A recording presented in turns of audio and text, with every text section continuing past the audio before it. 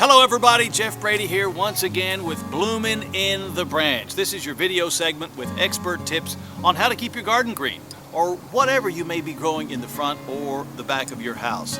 And it is summer, June is upon us, and so are the pests, the bugs, those creepy crawly things in the front lawn and the back lawn. They might be insects, they might be eight-legged critters like scorpions or spiders. So we're going to talk about what to identify, what to look for, and then how to handle those infestations. And once again, we're lucky enough to have our park supervisor Ben Solis here to provide some insight and answers. So Ben, thanks for joining us today. Sure, happy to do so. So first of all, what do we need to be looking for that could be harmful to people? So when you start out with your lawn at the beginning of the season, we've talked about keeping it healthy. If you've got a healthy lawn and landscapes kept trimmed, you won't have as many pest problems.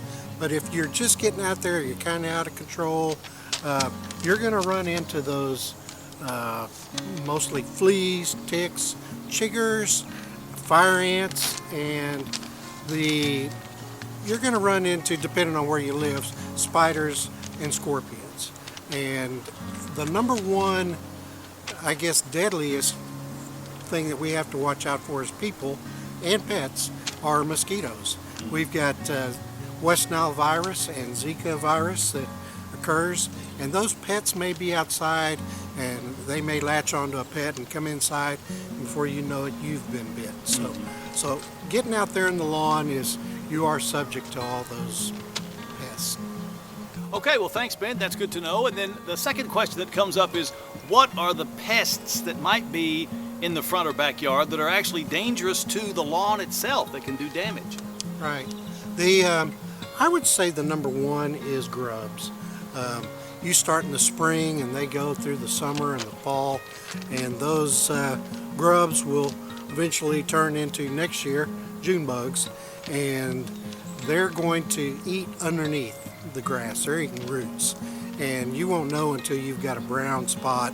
And their signature is you go over to grab some grass and it will come up like a mat of carpet. Its root system is gone. And what else can do damage? You also have chinch bugs. Chinch bugs are going to be eating the top of the grass, and they will cause it to first wilt, and then you're going to get a brown spot. You've got some army worms, web worms, cutworms, and army worms you can kind of see when you look at the grass and it looks like it's moving. Those are usually the army worms. There's so many of them that they're gives that appearance that the grass is walking. Okay Ben, got it. So we have hazards for people, kids, pets, etc. in the backyard, and hazards for the grass. So what's the best way to go about controlling those pests in a responsible and effective way? For yourself, that's where you want to start, and your pets and family. You'll want to start with some sort of insect repellent. Just while you're getting out there looking for these problems in the lawn. And then once you get out there, you have organic method that you can use on your lawn, or a synthetic product. Organic's going to be your lemongrass, your peppermint, essential oils. So those are ingredients. So Yes. What you're mentioning are the ingredients that would be in an organic product to control the pest population. Yes. Okay. Some of those ingredients include garlic, cinnamon, chili powder, and those are just a little bit better for people. Right. Less hazardous. Yes. Right. And then the synthetic products you can buy at any of your local hardware stores, and they work well. And for the synthetic products, you have to be a little more careful with how you use them, right? That's right. There's labels that tell what kind of protective wear you need to take precautions and have on, whether it's eyeglasses, gloves, long sleeves. Those do require a little more care for yourself. Okay, that's good. And then how often should you reapply these materials?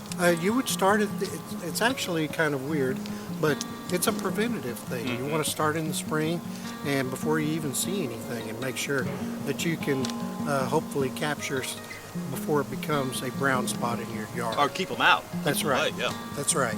And so every 3 months it's recommended.